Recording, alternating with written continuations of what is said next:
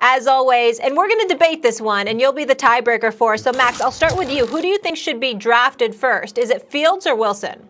Look, I'm no Mel Kiper Jr., and I don't pretend to have studied as closely as Mel. Obviously not. And I'm also aware, before I tell you my answer, I am aware that the history of the modern draft has been black quarterbacks tend to fall, African-American quarterbacks tend to fall, white quarterbacks tend to rise in the draft. Let's be honest. Sometimes people are right. Looks like Daniel Jones is better than Dwayne Haskins. Sometimes they're wrong. Looks like Mitch Trubisky ain't ever going to be Deshaun Watson or Patrick Mahomes. But that's the trend I notice. Doesn't mean white quarterbacks never fall or an African-American quarterback's never taken first overall. But that's the general trend. So when I first heard this debate, I was skeptical. I'd seen a lot of Justin Fields. I thought he was great.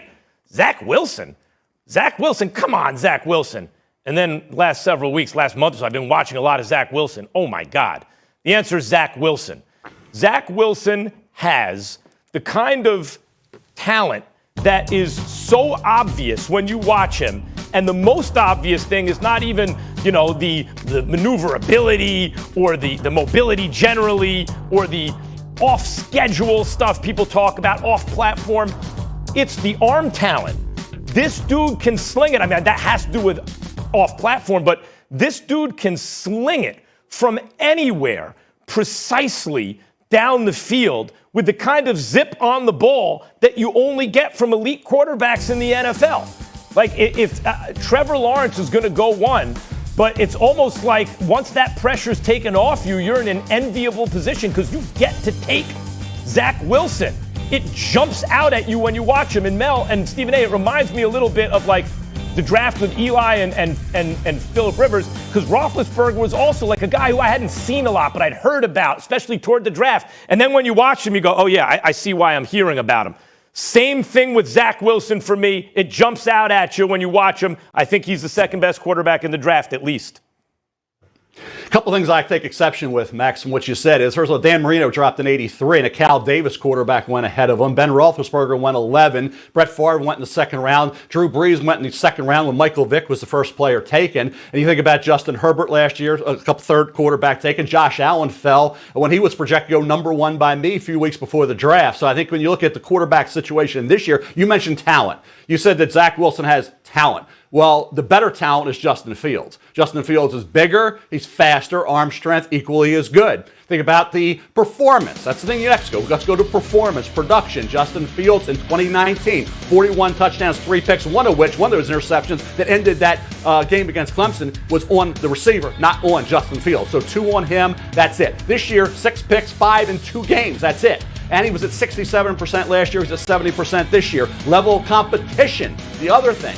Much stronger for Justin Fields than Zach Wilson. So I think when you look at Zach, I like Zach. This is where you get into, you knock one, you act like you don't like. I like Zach. He's my third highest rated quarterback, but solidly number 2. From the time they came out of high school, it was Trevor Lawrence, Justin Fields. There's no reason to change that now. He outperformed Trevor Lawrence on that field with 6 touchdowns, 1 pick. And in that game, Max, he was at almost 80% against Clemson in a game where he needed to perform. That was the pivotal game for me. The pressure was on because he had not played well against Indiana and Northwestern, and he went out there as an underdog, and he single-handedly, despite being hurt significantly, played through that injury and led that team to that victory and then played hurt in the championship game. So to me, he has the mettle, he has the talent, he has the performance, the production against elite competition. That's enough to give him the edge for me over Zach Wilson.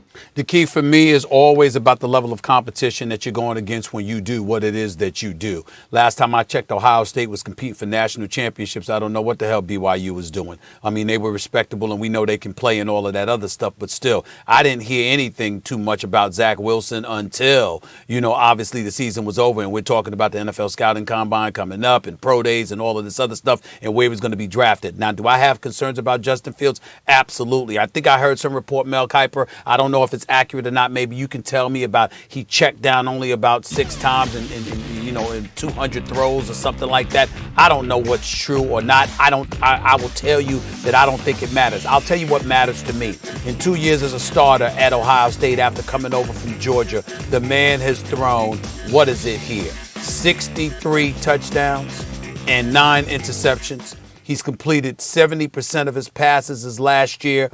I'm looking at it from that perspective, along with the fact that he was winning football games and putting Ohio State in a position to legitimately compete for a national title. That's what I'm looking at. I'm also looking at the fact that we said Trevor Lawrence clearly was number one, but after that, we had Justin Fields as a number two. Somebody needs to explain to me how you go from being a number two quarterback to being fifth. We went from looking at nobody but Trevor Lawrence ahead of him to now looking at Zach Wilson, Trey Lance, along with Mac Jones. I'm trying to figure out how the hell that happened when not a game has been played. When the season was over, when Ohio State finished playing football, he was number two. But since that time, strictly on workouts, and I guess people had additional time to watch film, suddenly you're the fifth quarterback instead of number two. I'm trying to figure out how the hell that happened. That raises a red flag to me. I don't know what that red flag is, but it has my eyebrows raising. All I'm saying is at the end of the day, he's bigger, he's stronger, he's more athletic. The arm string is equal to what we get from Zach Wilson. You take all those things into consideration combined with what we're seeing from NFL quarterbacks in this day and age, when we look at the Lamar Jacksons of the world, the Deshaun Watsons of the world, the Patrick Mahomes of the world, and others. Even though last time we saw Patrick Mahomes, he was running for his life. I think he ran for almost 400 yards scrambling away from Tampa Bay defenders. In the end, what it comes down to is your mobility plays a significant role on the next level as it pertains to your ability to succeed outside of the Tom Brady's and Drew Breeses of the world. That's how I look at it. That's what I like about Justin Fields, along with the resume in terms of the level of competition he performed against. And that's who I'm most comfortable with at this particular moment in time outside of Trevor Lawrence. I hear what you're saying about red flag. That's why I prefaced what I said with, how I did. And Mel, I'm not saying white quarterbacks never fall. Sure they do. But I noticed the trend in recent years, especially in those drafts, is sometimes the evaluators are right, as I said. Like Daniel Jones looks like he's going to be better than Dwayne Haskins, right? But sometimes they're wrong. But the positive correlation I can see is consistently African-American quarterbacks falling and vis-a-vis white quarterbacks who, if anything, rise. What I'm saying in this case, Stephen A., is I agree with you. Justin Fields was one of the most ballyhooed prospects ever coming out of high school, right? Like along with Trevor Lawrence. And for so long, it was like 1A and 1B. Are we sure Trevor Lawrence is better? And now all of a sudden, there are four dudes ahead of him. I get what you're saying. What I'm saying is when I watch, and Mel, I'm not pretending to be you. I'm just talking about what I see with my eyes is from Zach Wilson, arm talent. I like Justin Herbert. We talk Mahomes, Aaron Rodgers. I'm not saying he's any of those guys, but what they have, what Matthew Stafford has, like it's why the Rams think that he has a kind of arm talent, not just how far you can throw the ball, but an arm talent to me that jumps out at you. And that's why I like Zach Wilson second best in this draft. Fields third for me.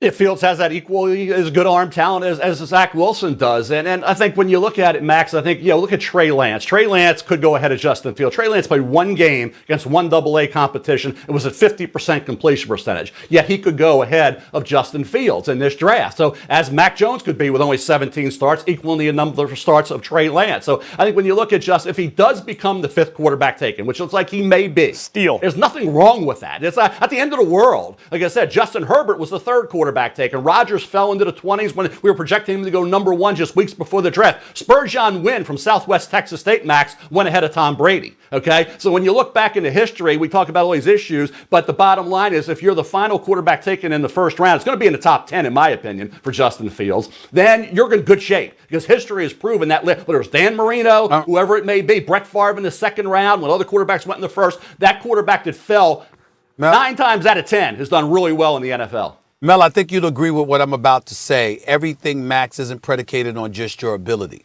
It's about your availability. It's about your discipline as well. When we think about Daniel Jones compared to Dwayne Haskins, I don't think we were wrong in surmising or coming to the conclusion, rather, that, okay, Dwayne Haskins, based on him coming out of Ohio State, some of the things that he was capable of doing, that I'd rather have faith in him than Daniel Jones. The problem is that once they got to the pro level, Daniel Jones showed that he was more of a grown-up. He had his head in the books. He was studying film, studying the playbook, trying to be ready to play, particularly to be the successor to Eli Manning.